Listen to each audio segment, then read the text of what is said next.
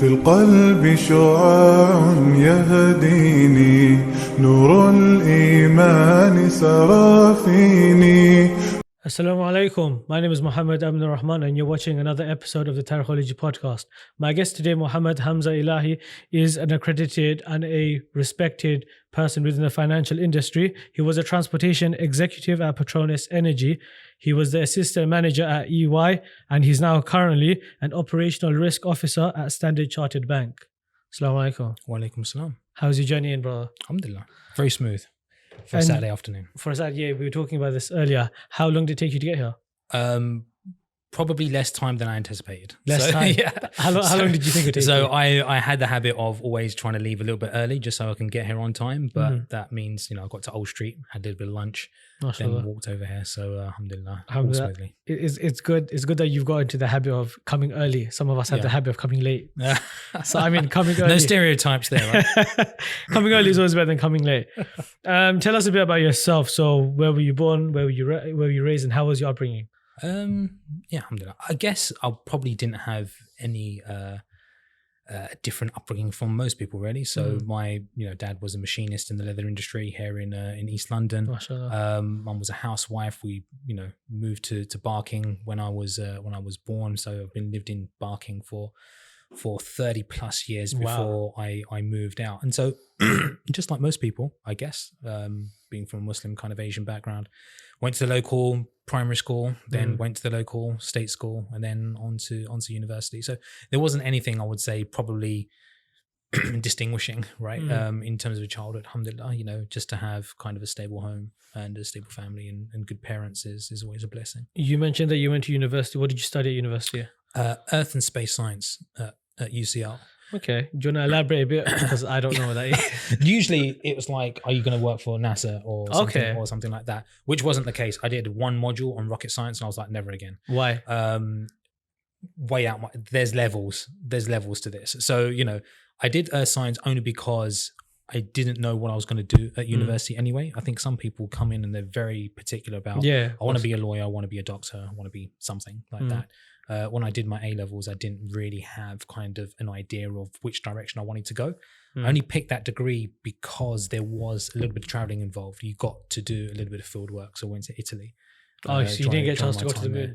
No, I didn't go to the moon. Not holding out any hope of getting to the moon. But so that was the reason it pulled me in. And alhamdulillah, it's interesting how things happen because I didn't get the grades to do my degree. Okay.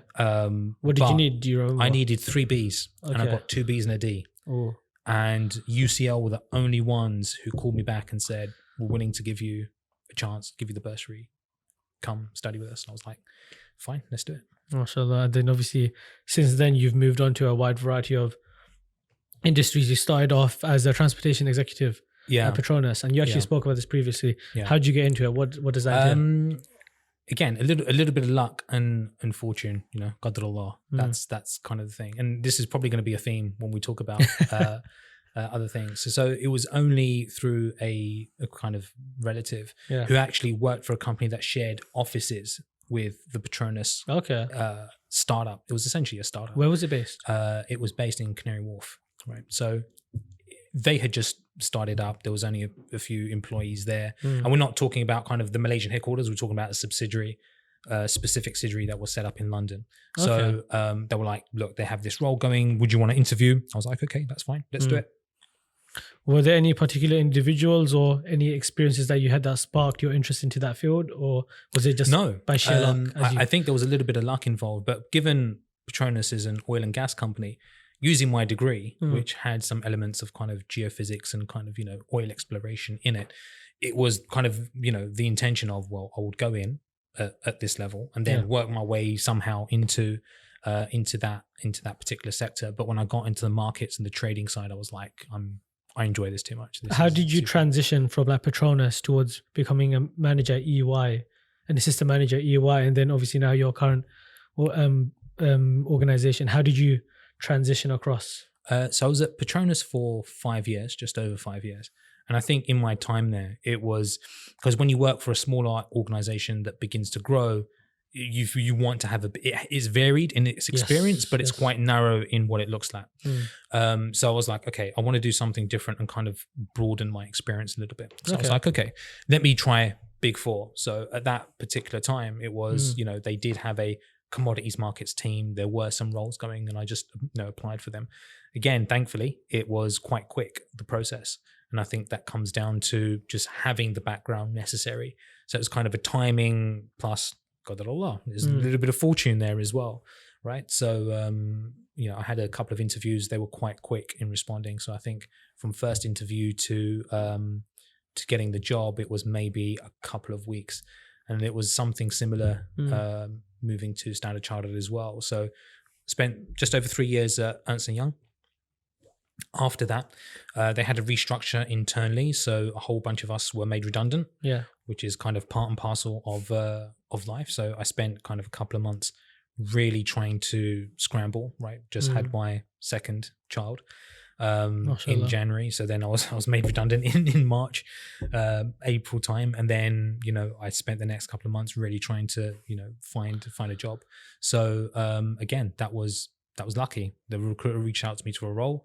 I had my I had a phone interview on Wednesday. Yeah. I had an in-person interview on Thursday, and they offered me a job on Friday. Wow. So that was, alhamdulillah. Really this is a complete tangent, but someone watching this, who's just been made redundant, what advice would you have for them? Because that's usually when alarm bells go off. Yeah, no, 100% alarm bells go off, right? So I think it depends then what you want to do afterwards, because looking back, there were other opportunities that presented themselves that I didn't go for, and they maybe have taken me on very different paths, right? And I think what you do have to do is, because however long you've been in a company, or even if you change kind of jobs often, you have to understand that if you go through that process, it's a way of kind of perhaps opening up of your perception of what's possible. Yeah. Because it's not necessarily yourself or you that may have been the issue. Well, hopefully, inshallah, it wasn't. But you have to then treat getting a job as a job if that's what you want to do. Yeah. Whereas, I would really recommend, I took a couple of months off.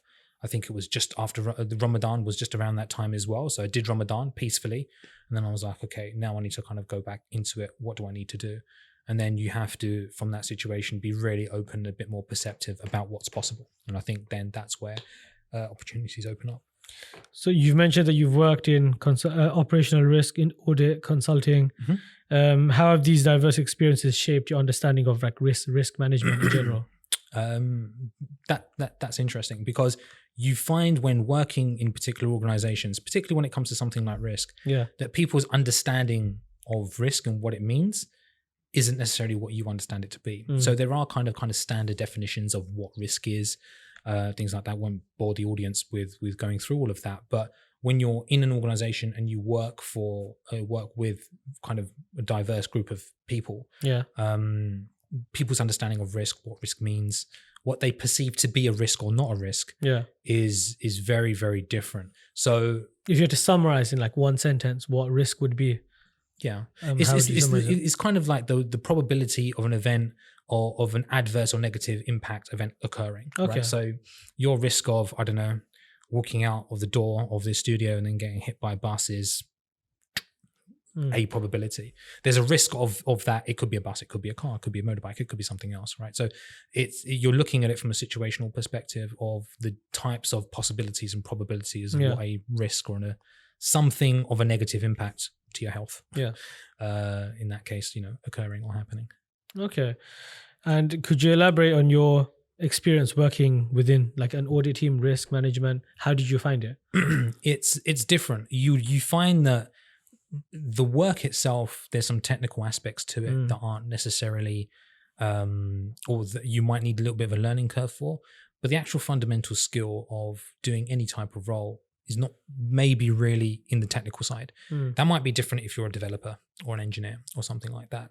But for general, either financial services or in the corporate environment, how you use your soft skills and the way you communicate is way more important than your technical knowledge, especially when you kind of get up the corporate ladder a little bit. That's when you realize Certain things, like I said, we talk about risk, for instance, people's perception of risk. Even as you go further up the organization, it changes, it varies. They become much more generalist in their understanding of risk rather than kind of narrowly defined and focused in a particular area. Have you ever found, being a Muslim working in the corporate hierarchy, have you ever found any challenges, or have you ever come across any issues? I'm lucky in the organizations that I've worked at, they've been quite open arms, I would say, relative to other firms, right? So Petronas, Malaysian, obviously, worked with a whole bunch of Malays in the beginning, so there was no issues there in terms of, expressing your Muslimness, quote unquote.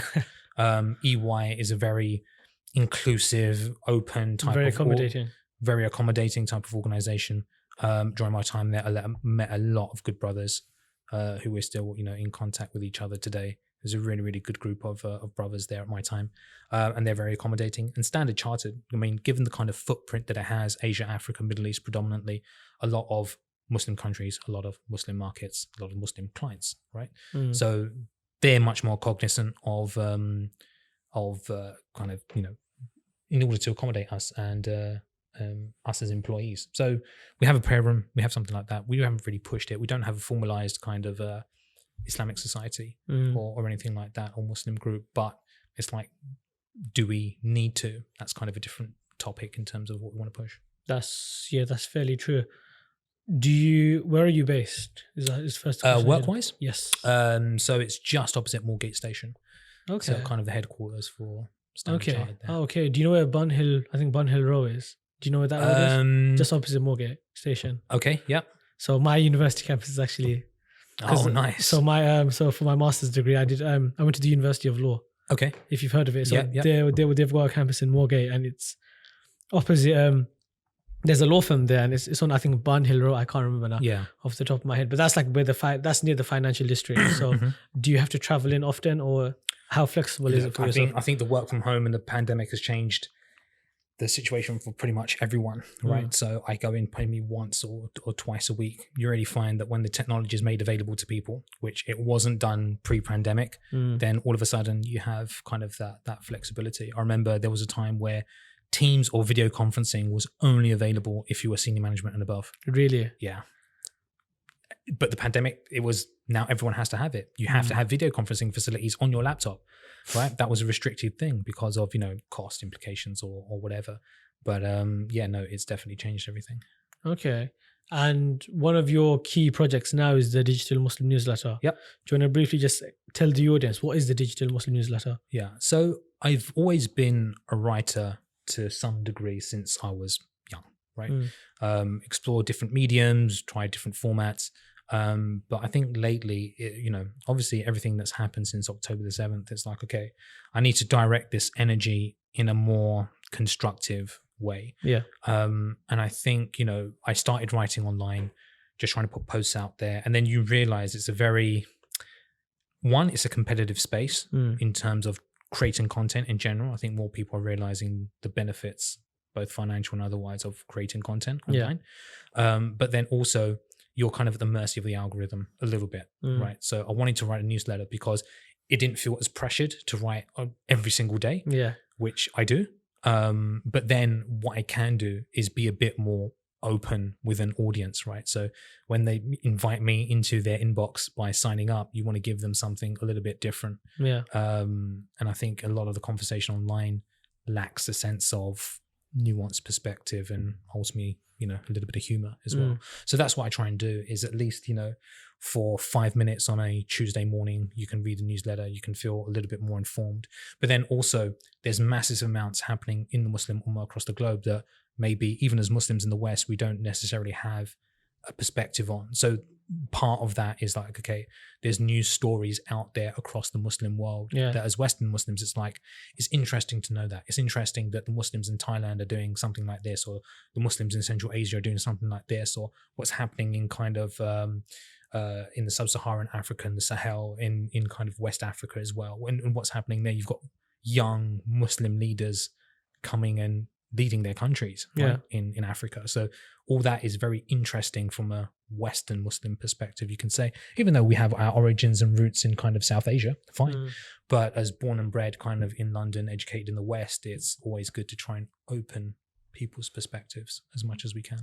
That's true. I have your newsletter open, and Okay, I have go for that, it. I think this is the 21st edition. So Islamic Influencers, hijab bans, and obviously Sultan Muhammad II. Yep. Do you want to briefly just go through it yourself, and you can go through your thought process?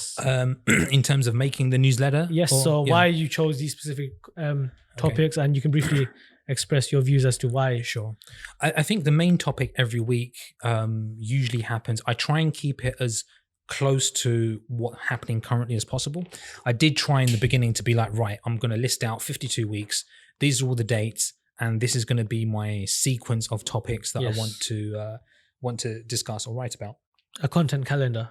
Content calendar, exactly.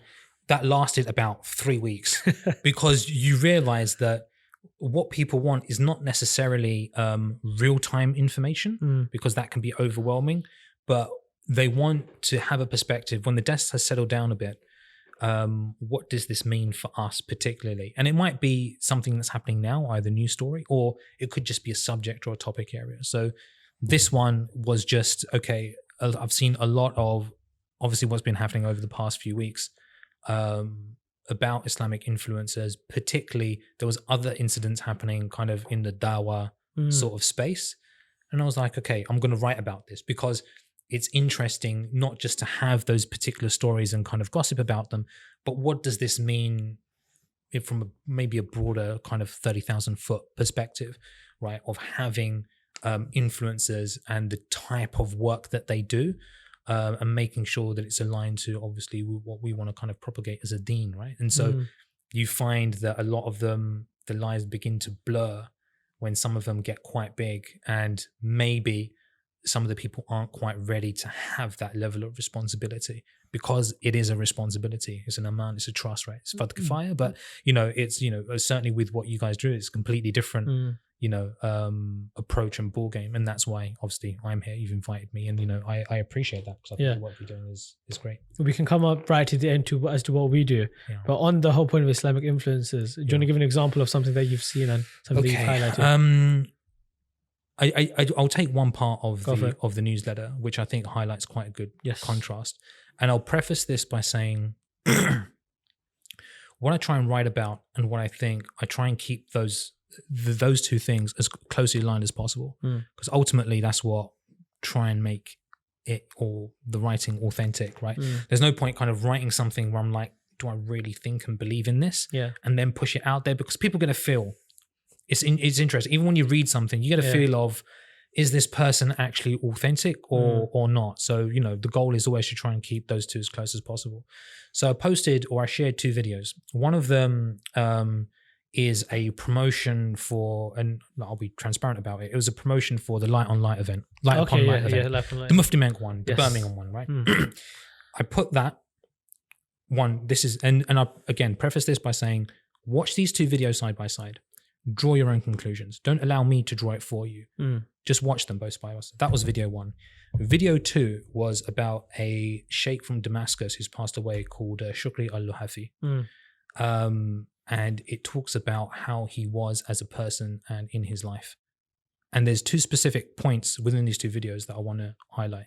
So the first one, obviously it's a stadium. There's a lot of people. Everyone's got their mobile phones out. It's kind of a big wide shot of, all these, you can't see them because they're in the background, but, you can see that there's people standing up and there's the face. It's given a sense of kind of a bit of, hype and anticipation and grandeur. And all of that is the ambiance is. Yeah.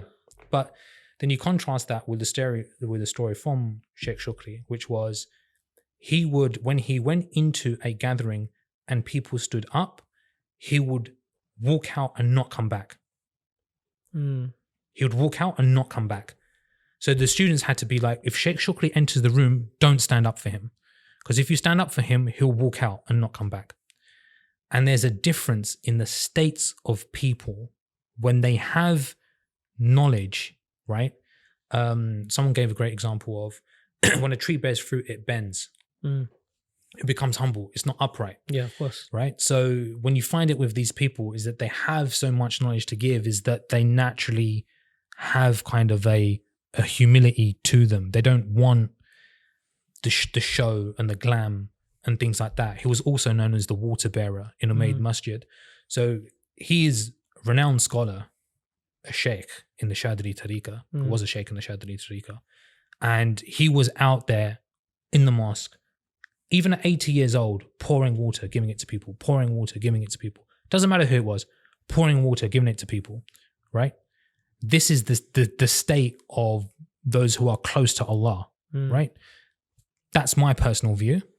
And I feel that, you know, the social media age, we're losing that. We're losing that, partly, I would say, that humility, but partly because we're in this trap of how do we get our information out there without using these particular channels, right? And then still trying to keep our egos and our, you know, our nafs and all those things under wraps as much as possible. And that's what I wanted to highlight, which is, that's an example of which there's other examples, but ultimately this whole Islamic influencers space, it's starting to, I mean, it was small in the beginning.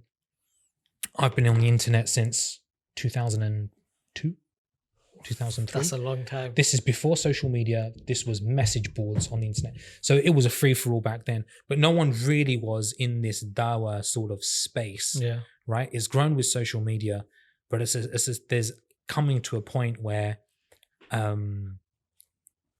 we kind of need to have a discussion about this as a community. What do you want to do? Because people are now doing dawah content solely for likes, clicks, clout, money, right? Which is, and it's very difficult to discern who has the right intentions and who doesn't have the right intentions. But you have to see that this is something that's happening. I mean, we have to talk about, I think everyone recognizes when they click on certain things or people send posts, not sure about this, right? I get it in terms of it's a good message and this and that, but how it's done is just as important as what is done or what you're talking about. So I think that's really kind of a crucial point. You made a good point because you're highlighting, and I can't remember who now, there was a famous like person within our whole sphere who said that a lot of like Muslim speakers, scholars fall into this whole celebrity sheikh mindset, and the people, they treat them as if it's such. For example, light upon light, you'll have like a massive stage, you'll have a crowd. I mean, if you, barring the speech, it mimics as if it's like a normal like concert.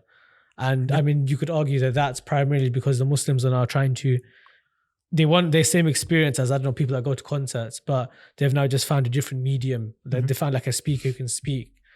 But then that just, because I'm not going to speak much about light upon light specifically, but a lot of these events, you have a lot of downsides. Obviously, you have the benefits of these events. You have people that, for example, may not know much about Islam, but then they turn up for this one event and they may hear something motivating, which is good. Yeah. But then you have the downside. You have, I don't know, like I remember there was a big issue with free mixing and a whole load of other issues. I had a friend who actually went, and he actually went to the Light Upon Light event. I've never been, but and he mentioned how there wasn't really no forms of like segregation. So how can you balance Islamic values with hosting an event as big as Light Upon Light, for example? No, I completely understand the need to have big events from time to time. You want to be able to reach people with a Islamic message who might not all be at the same place at the same time. And having kind of a stadium, you know, this big helps to do that, right? And I'm not questioning the intention of the people involved. It's not my place, right? But how we do something is just as important as what we do, right? In that newsletter edition, I also kind of linked to, I don't know if you've seen it, there's a video of, I think it's Aki Ayman who's walking past in the hall, which I was like, come on, really? We're going to have to, you know, is this out of control, not out of control? You ask, look at it and try and look at it objectively. And I try to look at it objectively. It's going to be filtered through my bias and experience, fine. But I'm not trying to be here and either, you know, say this is bad or it's good, it's whatever. It is what it is. But when something is what it is, it means it could always be better. And that's ultimately what all of our aim should be, no? Yeah, of course. What do you make of that phrase? It is what it is. It is what it's kind of an acceptance that the state we're in is the state that we're in. But that's not also to be either, I guess it can be used in a passive sort of way, in accepting like something's happening in around the world, in Palestine, it is what it is. That's not an indication of to say it is what it is an opportunity to say, well, where do we go from here? Because you can stop there, and some people do just stop there. But there's others who are like, okay, it is what it is, but what's the next thing, right? Where do we go? Where is kind of the point or the reference point for progress, right? How do you balance working for Standard Chartered, a bank, running the newsletter, and then you've got a family? How do you balance all these commitments? That's a good question. I think people see balance as a static thing. So when it's like, okay, how do you balance the work throughout your day? Some people might be like, well, at 5 o'clock I wake up and then I do this and that, and then from 8 till 4 or 5 I work, and I spend time with my kids, and I do this and I know this, and then my day's over, right? That's not balance to me. What you have to understand is balance is a dynamic state of events, right? So I may have more time at work. Some days I might need less time at work, other days. But then you counteract that by saying, okay, I have less time with my kids during this time, so I make the effort to try and have more time with my kids, a different time, or be around a little bit more. Work from home has helped for that, but it's this constant sort of undulation of states that happens. And balance is trying to find a stability between all those things. You want to try and lessen those particular gaps. So it's not necessarily, I'm not one of those guys who have to order my day. I understand my day and my plans are going to change, and it's my ability to adapt and adjust that gives me balance, right? So that's... You mentioned that one of your hobbies was politics. Oh, if politics is a hobby, mate, we're all in trouble. For most people who take politics as a hobby, it's my interest in politics is probably more than is healthy. Yeah. Well, based off of what's currently happening in the current world, we usually don't talk about politics, but because you've got a background in politics, I figured we could... My background in politics is scroll, read, watch, scroll, read. But it's interesting because most people's background in politics or interest in politics stems from exactly that. It's a consumable, right? In the sense that just like content, like any other content, politics has become kind of this consumable, very fast, very quick, bite-sized bit of information. And then both where the newsletters come in and what you try and do as individuals is step back and look at some of the context and at least a wider picture, and not rush, because that's the aim of the game for a lot of people. Yeah. Because before, when you were in politics wasn't, only the very few people could monetize it.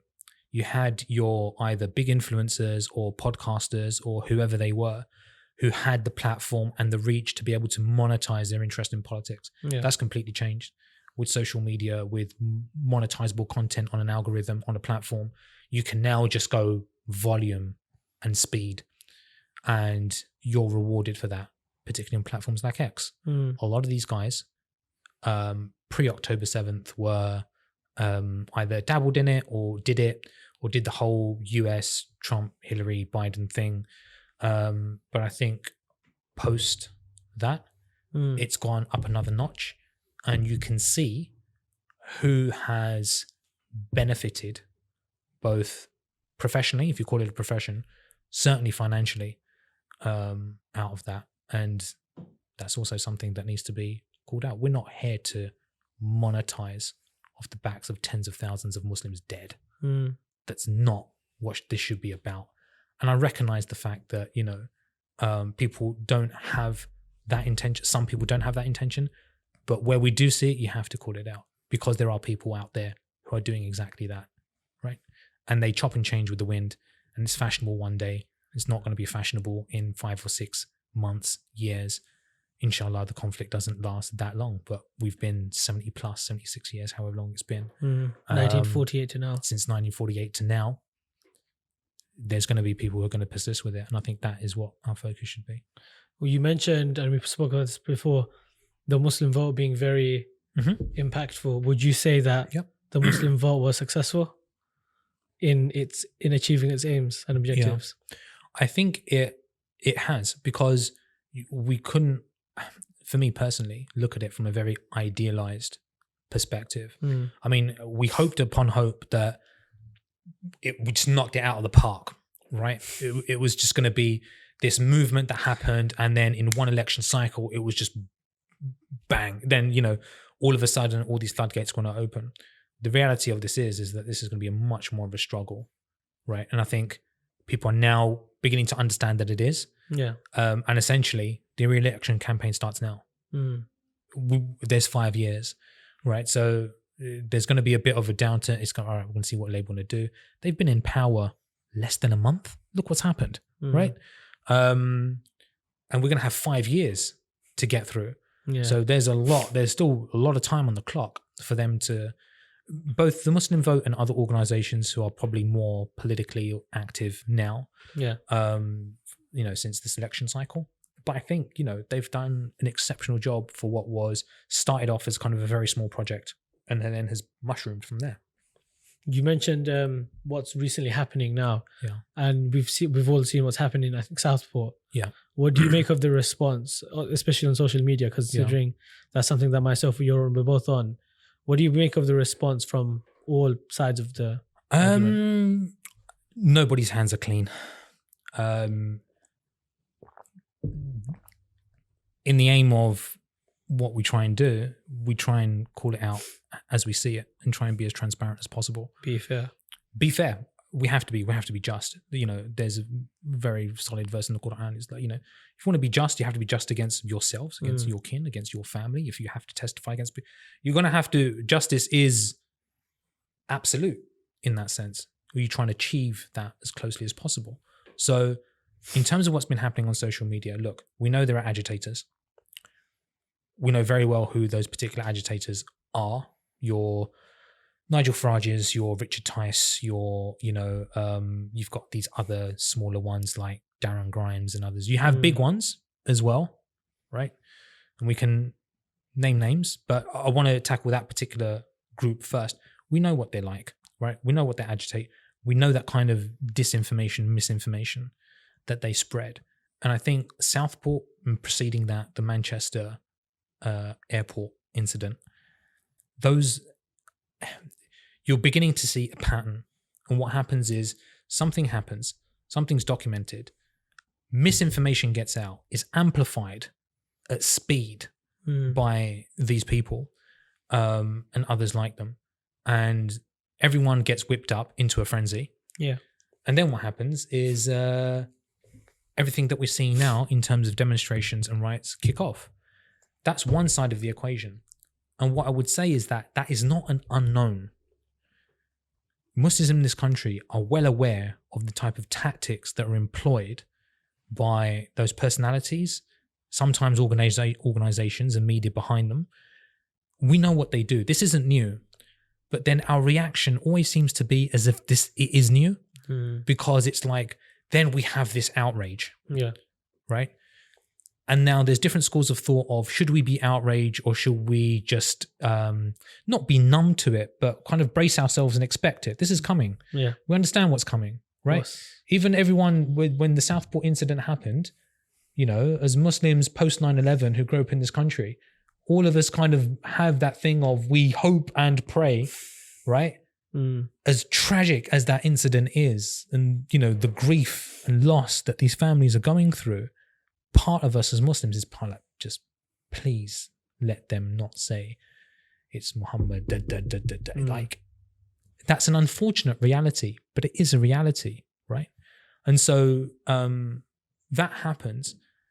A name gets out there, and we were discussing this before. It was like Ali al-Shakati or something like that from some obscure website. I believe it was in the US. All of a sudden, it's spreading on social media. We've got a Muslim name. I've seen it, right? Some influencers like, I've seen the name, like they're privy to kind of, MI5 type information, right? We've seen a name. They came over on a boat. All this was completely false, right? And in the spirit of being transparent, people like Andrew Tate spread exactly that information. Now, is that helpful? No, of course not. But then what happens is that the real name of the murderer comes out. And then all of a sudden it's like, oh, well, you know, then kind of that happens. But then from that, our own responses back is, again, it's just, we're not trying to turn the temperature down. We're just turning it up. And that's not smart. I get the indignation, right? I get the anger. I get the frustration, right? We feel that all the time. But at the same time, like I said, this is not new. These tactics are not new. The responses are not unknown, right? I remember prior to the Brexit vote, so I was still living in Barking at the time, you know, I believe it was a procession for a soldier who had passed away, something like that happened through Barking, right? Yeah. And these slogans that they've been shouting in Southport and in these areas, they were shouting 10 years ago. It's not changed. It shouldn't be new, but we act like we're surprised, right? So it's important that we dial it down, like we have to, because it's not helping anyone. And we're going to go tit for tat until something spills over. And what did you make of the Prime Minister's address in response to all of the expecting anything different or anything interesting? No. He's going to say what he has to say to essentially appease the people he has to please. And the people he has to please are not Muslims, right? Unfortunately, right? He's got his supermajority. He's put on 3-line whips. He's done all of this stuff. He's not going, I mean, this whole arms sales, we're going to stop this, It's political maneuvering. It's tit for tat. Expect 5 years of this, because ultimately Keir Starmer is a Blairite.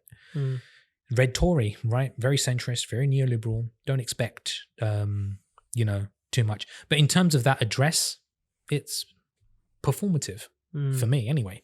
There's nothing really of substance there. So it's like, okay, thank you for the statement, but we've still got demonstrations happening this weekend. What's going to happen there? Well, what advice would you have for someone who's completely unaware? Let's assume they've been living under a rock, or they just stay there, bro. Just stay there. Stay there. You're going to be so much happier and so much content. Just you and your masala and your tasbih, and just stay under the rock. Because, there is that thing of, people talk about hijrah and things like that, withdrawing, right, from society for a particular time. None of this is healthy, right? So when you say, it's a joke, right? But, you say stay under the rock. Sometimes staying there might, just for a little while, right, might do us all some good. It's that phrase, ignorance is bliss. Ignorance is bliss. I mean, I tweeted something out this morning, which kind of, speaks to that, which is, it was along the lines of, ignorance is easy to laugh at, right? It's difficult to remove, but it's quick to anger. And that's a volatile mix, but it's all true, right? True. But it's how do we try and solve this problem? Because expecting, like, we can call on Keir Starmer all we want to try and solve it. Keir Starmer's not going to solve it. The mass media is not going to, accept that it is not in their interest, and they don't feel morally obligated whatsoever to do this. So it has to fall on us as individuals. As much as we can to try and do it in our own little way. And coming back to you as an individual, do you have any hobbies or passions outside of work? Other than politics that we've just spoken about, do you have any other hobbies or passions that get you involved or keep you engaged? Oh no, like the writing I do and the newsletter I do, all that is kind of hobbies / work. Like I try and hit the gym and I exercise, when I can. It's difficult as you get older, because when you say, passion and hobbies, it's the things that you do on a daily basis that you don't really see as a hobby or a passion, that people from the outside kind of see it as. So yeah, I love writing the newsletter. I'm trying to work on other things on the side as well. So inshallah. Would you recommend someone to work in like your industry within risk management? Would you recommend that? I think it depends on the type of personality you are. if you have an interest in risk, or that kind of subject in general, not necessarily from a maths quantitative basis, but just a general interest in that area, then I think, okay, great. If you have kind of very structured, organized way of thinking, then that's also helpful. But, I sometimes don't have that, try and, think outside the box a little bit. But don't think of it as you're limited by the fact that what you are and what you can learn, means that you have to go into a particular industry or area. If you have an interest in risk, interest in financial services, if you have transferable skills and you're interested in it, then absolutely. Can someone who doesn't have a background in like maths, for example, so they haven't studied, assume that, I don't know, they've studied like biomedical science, can they also get into risk, or is 100%. Yeah. I mean, because there's certain areas of risk that are non-mathematical, right? Non-quantitative. But there are other areas that are just qualitative, right? And it comes down to your ability to kind of think and understand, problems and concepts and things like that. So if you have an interest in it and you have transferable skills and that ability to adapt, then you'll be fine. Throughout everything you've done, so your professions, the newsletter, what's the biggest challenge you faced, both, I guess you could say, in your work life, but like on a personal level, and how did you overcome that? I think definitely kind of being made redundant from EY was a big one, because I'd not been through that type of experience up till then. And like I said, with kind of second kid there, a little bit of, some pressure, then that was definitely a challenging part. But you have to stick and persist and persevere.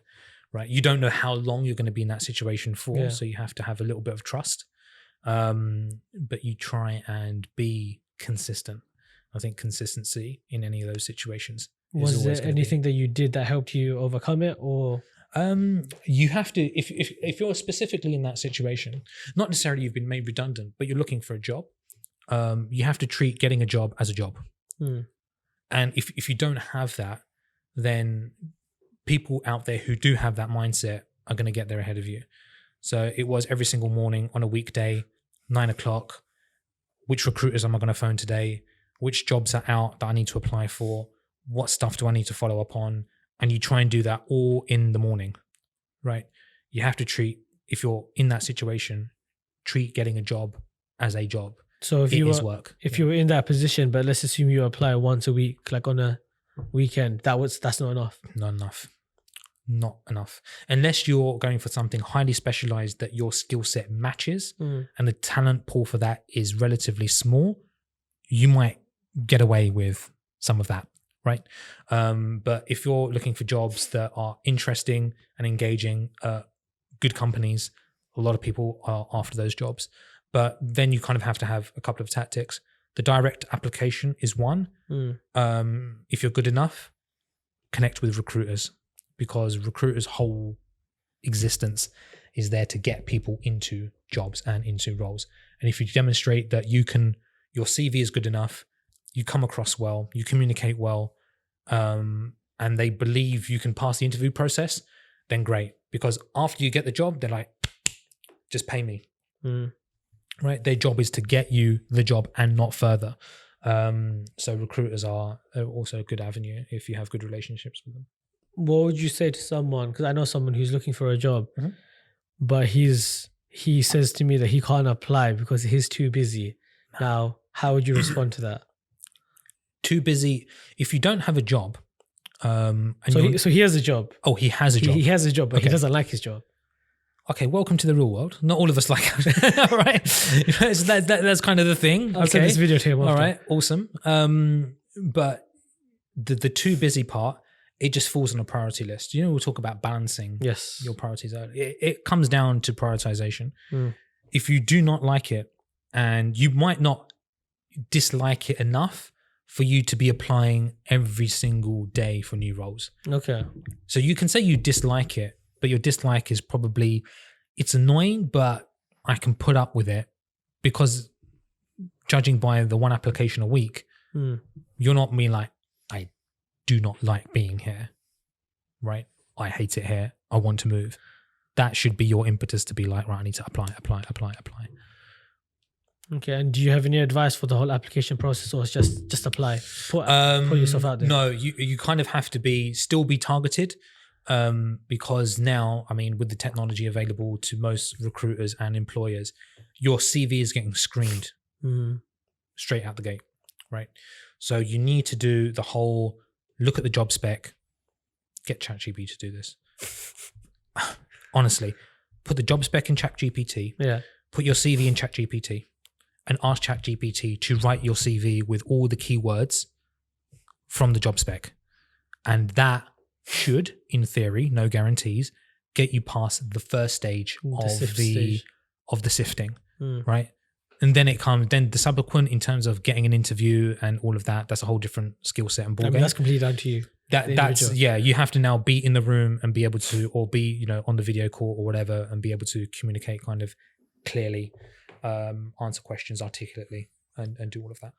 As a Muslim professional working within like the financial sector, how would you define success? Good question. Probably you have to have some level of shukr, right? It's not, I've seen, when you're inside of these environments, people will see who earn ridiculous amounts of money. But then at the same time, you look at them and say, would I want your job? Do you seem like you're happy? No. You hear stories of big money guys who are on their third divorce. They're paying out their first two wives, and they're just grinding, and it's just because the nature of kind of human beings is you're never going to be happy unless you find contentment in Allah, Rasulullah sallallahu alaihi wasallam, in the Quran, in the Deen, and in practicing that and having shukr, right? If you don't have that, it doesn't matter what role they throw at you, how much money they throw at you, it is not going to be enough.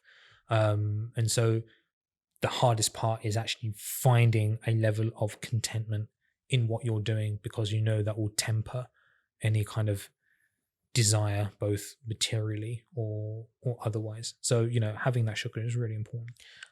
So the same friend I mentioned earlier, he made an interesting point. He said that it doesn't matter how much he hates the job. Yeah. If it pays well. Is the friend texting you right now? Because, it seems like the questions are really dynamic for this podcast. It is, but it's just, I'm curious because you're someone that works in the financial industry and you've worked your way up. So it's interesting to get your viewpoint. But his initial point, and this is something that me and him have always disagreed on, and it's the more money you make, the happier you would be. Look, I understand that there were studies out recently that said the more money you make, the happier you are. But it's actually, the money facilitates a type of life that then makes you happy. There are some people out there, I admit, they will open their banking app, look at the number in there, and it will make them happy. Great. Yeah. But usually it comes down to, you must have heard the story of, there was a CEO who went on holiday to Mexico, and he was talking about the fishermen, and he was saying, why don't you start a business or anything like that? And it's like, well, why would I want to start a business? He goes, oh, but then you can, earn money and, and sell your business on. And he was like, okay, then why would I do that? And he goes, then you can kind of do whatever you want. He was like, well, I'm doing whatever I want. If I went through all that process, I'll be exactly the same point. I'm happy being a fisherman, having my fish, doing this, serving people. So you can come the whole full circle. Money is only a means. It's there to just facilitate the type of life you want. If the type of life you want are fast cars and big houses, good luck to you. But for most people, they just want enough to not worry about the bills, be concentrated and, present with the people and the passions and hobbies that they have, ultimately make a contribution that's larger than themselves, and then be good with that. That's the life that I would think most people want. And you offer them enough money to do that and say, this is guaranteed. You can go now, do whatever you want. Most people are like, thank you. I'll take it.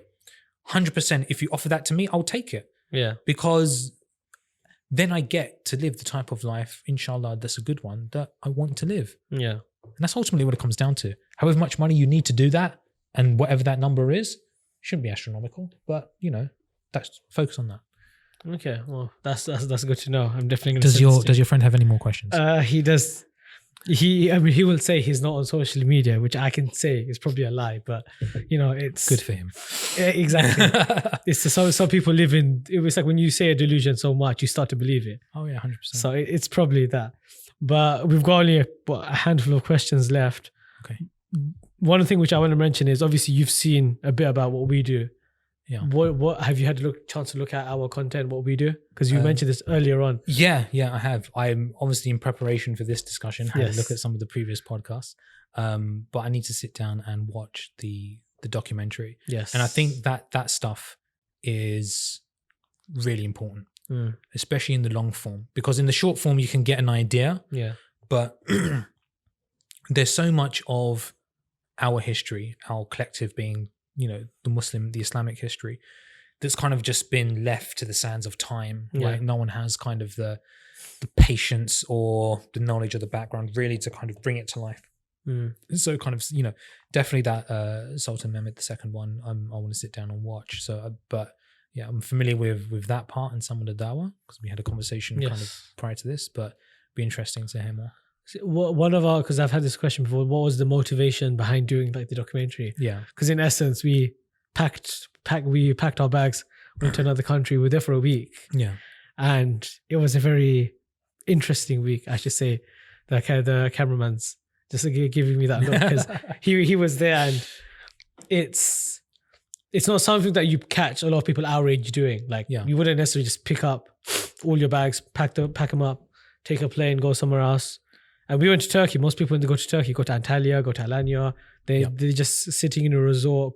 I don't know, staring at the sea, I guess. Sounds great. I'm not gonna lie. Fair enough. Probably not what you were there for, but right now in the situation I'm in, 100% I would take that. Fair enough. Actually, to be fair, so would I now, given everything that's currently going on.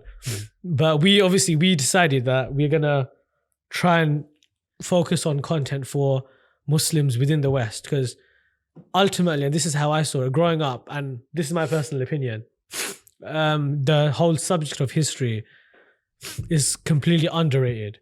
You've got some subjects that are completely overrated, but I think history is completely underrated, and I don't think it's taught well. And that's primarily the reason why people say it's boring. If you're not taught properly, or for example, I don't know, considering depending on where you grew up and what school you went to, the school that I went to wasn't the greatest funded, so it didn't have, like, for example, GCSE history I wanted to do. At the time I was there, they didn't offer it.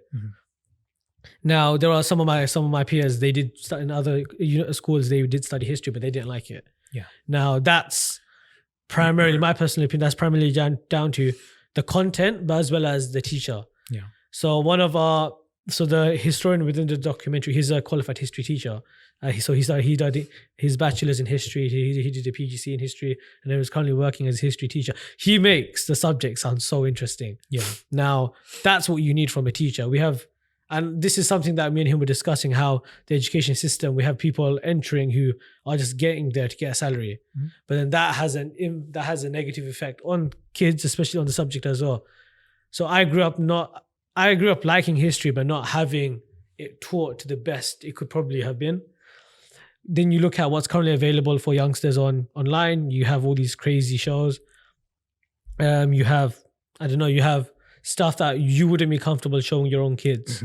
Now that's readily available. So we decided that we should provide something that's informative. It's engaging, but it's also true as well. It should be factually correct. Now, if you watch the documentary, actually, I'm not going to ruin it for you, but there are key things that you'll find within our documentary that you won't find in others. Yeah. One of the key highlights is the sensory perception aspect of it, which now that I think about it, it was like a genius idea by one of our editors. And essentially, what you said right at the beginning, how you don't have the time to sit and watch. Yeah. The sensory perception is literally a screen with the narrator narrating the scene, and you're meant to close your eyes. So what I've had people say to me is, whilst we're watching it and when you're doing the sensory perception, it really allows them to visualize. Now that's good, because especially because one of our target audiences are youngsters, to try and get them more involved into the into the field of history, trying to encourage them to learn more about history, so on and so forth. Kids like imagining things. They have a big imagination. But now if you just give them a screen for like an hour, they're watching things, but they're not cognizant of what's actually happening. Yeah. With the sensory perception, they're being forced to think, okay, this is what's happening. I have to imagine this. I have to imagine that. And that really hones in on imagination, but it also allows them to fully appreciate the whole circumstance. So that's one thing. And obviously the other thing that you probably enjoy is we have a tour of inside of the Hagia Sophia. You won't find that I've looked online. You won't find a guided tour of the Hagia Sophia online. You'll have like video tours where you have someone walking around with like a camera and they're just showing you around. But unless you know, and a quick shout, unless you're Nias, for example, who knows like the Hagia Sophia inside out, upside down, you're not really gonna know what's being shown, or you're not gonna know much about what's being shown because they'll show you like a mosaic. Now, unless you actively go and look for that mosaic online, you're not gonna know what it is. Our tour, we have someone actually going through and he points to different things. We pan in, we go through it, and he just goes through a brief background as to what it is, how was it impacted, and how did the Byzantine Romans use it? Then when the Sultan took over, how did it change? And obviously up until the end of the Ottoman Empire, what was its use? So I'd recommend for anyone, and obviously I'd recommend for yourself to watch the documentary. Inshallah, leave a comment because comments do help. Obviously, you do have the hate comments as well, which we take, and I'm assuming you may have received some negative criticism. It's just the way things are. Yeah, it's part of, like I said, it's not an unknown, right? Yeah. It's you're trying to do good, and you know it depends who the hate comments come from. Some people who do write them, you're surprising of their background when you find it, right? It's sometimes it's not the people you would expect it to be, but it's something to expect nonetheless. Yeah, exactly. And someone said to me, if you're not getting hate comments, you're doing something wrong because you're not having an impact. Okay. So fair enough. That's how I see it. If we're getting hate comments, at least we're having some form of it impact. has to be the right people, bro. Exactly. I agree. If you're getting hate from the wrong, you know, it's like, well, okay, maybe I should take a look at that. But yeah, if you're like, okay, this person's getting annoyed, all right, okay, I'm doing something worthwhile. I mean, constructive criticism is always good because that's the best way to improve. Yeah. But when I'm talking about hate comments, I'm talking about people that, I don't know, and sometimes it's shocking when you get hate comments from like your own peers. Which I've never understood. Exactly. I've never understood that. I mean, I guess that's the mystery to this day that we'll probably never understand. But I mean, we've got the documentary, we've got the podcast, as I said, you've seen a few of the episodes. We also have, for example, the booklet I showed you earlier. Yeah. So that's like our prospectus, and it briefly just highlights everything that we've done. What I'll do is I can give you a digital copy of it and you can have a quick glimmer of it, and inshallah we can hopefully do something in the future. Inshallah. It'd be lovely to have you like more involved within our side of things. Our primary aim is to obviously teach people about Islam, but unlike, as you mentioned, the Dawah influences that you mentioned, unlike that, because that works and obviously there's a time and place for it. Our primary goal is to pass on the message and pass it on in a medium that works. Not everyone goes to these big events, especially considering the fact that a lot of them are pretty expensive. Yeah. Not everyone goes to big events. Not everyone is on social media. Some are, and some say they're not, but they are, and it's obvious they are. But our primary part of the reason we have this is on YouTube. YouTube is free. There's no real reason as to why someone can't watch it. Now, time is obviously a very big factor into it. But I mean, I've said this before, you can have this playing in the background when you're doing something else. A friend of mine, he studied biomedical science, but now he works as a cybersecurity analyst. So his week is pretty packed. He watched the documentary, and what he did is he has his work laptop in his documentary just playing in the background, and he's just listening to it. Yeah. And he's like, that itself, even though he did watch it again, like with the visuals, but he's like, that itself was good because it's content, it's good content for the youth, for the adults, and for the elderly. So it's universal. Everyone can watch it. Yeah. We're trying to preach the message of Islam, and we're also trying to revive. I don't want to say revive, but we're trying to re-enlight the love for history that has seemed to die down in the past, 50, 100 years. Yeah, it's interesting because, again, you're right. From what we're taught of history, going through this education system, we get taught World War II, World War I, English Civil War. What else? There's pretty much, they have that saying that, history is written by the victors. Yes. Right. And that's very true because then everything that you're exposed to is history that just reaffirms the predominance of Western liberal civilization and thought, right? But you can't, there's an expectation of, will a leopard ever change its spots? No. You have to expect that if we want to understand our own history, history, even, recently or in the distant past, we kind of have to provide it for ourselves. Yeah. Right? It's no one's going to come and just hand over all of this material to us. You have to go out and seek it. So, having documentaries like that is valuable. No, definitely. And we should also consider the fact that we're in the West. Yeah. Now, the West, as you mentioned, the history is written by the victors. The history that we receive is being given to us. Now, we know that the West is predominantly not Muslim. So how can we truly appreciate Islamic history if we're taking it from non-Islamic sources? Yeah. So part of our aim is to obviously try and make that more accessible to a Western audience. Yeah. And hopefully, obviously, if you can check out the website, I'll send you a few more things you can have a look at, inshallah. It would be good to have you on board. Maybe one day you can speak more about what you do, but more importantly about the newsletter and how the newsletter can be more impactful to the wider Muslim community. Inshallah, yeah. I would love to. I mean, history is, just to finish that point, even Islam in the UK, there's a lot of stuff that has happened. Yeah. It's unknown how actually far back Islam in England goes. People would be surprised. Yeah. Right. So it's bringing that stuff out and bringing it to life. That's is really good. Definitely. Well, that's the end of the questions. How was the discussion? Enjoy it? Yeah. We can carry on and keep going, whatever you want to. You can set the cameras rolling. You can just carry on. It's not a problem. I have the time. So yeah, it's really, really good experience. Is there anything that you'd want to discuss that we haven't so far? Entirely up to you. If you have any questions, I have the time. If there's anything else that you want to ask. No, I've asked everything. So that friend that was messaging earlier, his phone's probably He stopped died. now, yeah? He stopped. Okay. He's stopped now. So we've got nothing left. I just want to thank yourself for attending. I mean, you've come from far and you've got a long journey back. So we genuinely appreciate you taking time out of your busy schedule for this. Thank you very much. I know the team is obviously very happy to have met someone like yourself. Inshallah, we can work in the future on collaborating, and if we can benefit the Muslim community and the wider community, inshallah, I don't see why we can't collaborate. And this was something that I mentioned when we went to Birmingham, and this is the final point that I'll conclude on, how, as for example, you're running the newsletter, it's like a Muslim-led entity, and obviously we've got this. We seem, as Muslim organizations, we seem to be competing with one another. Yeah. And I think that that's a detriment. We should be working towards each other, work in cohesion so that you can overcome the external factors.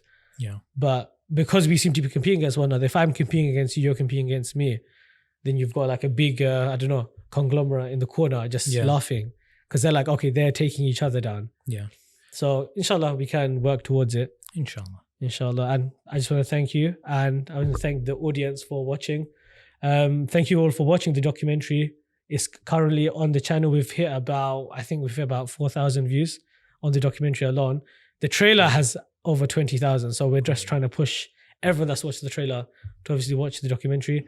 Like, share and subscribe this video. We'll tag your newsletter. We'll also tag you on LinkedIn, so that way if anyone has any questions, they can reach you. Inshallah. And inshallah, you can share our podcast, and hopefully your viewers find that interesting. Thank you very much. With that, I would like to conclude. Assalamu alaikum wa rahmatullahi wa barakatuh. Wa alaikum assalam. يا واسع الجود